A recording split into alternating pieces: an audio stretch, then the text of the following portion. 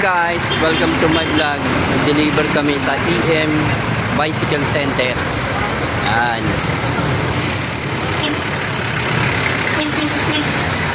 Dito sa Quiapo. Tapat ng simbahan ng Quiapo yan. Tapat ng simbahan ng Quiapo.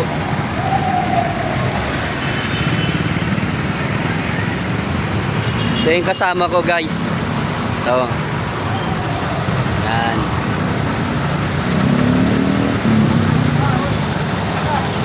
Yan.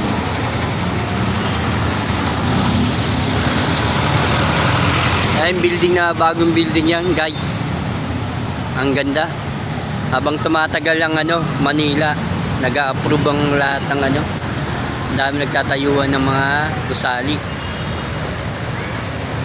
Mga building. Yan, generation ngayon.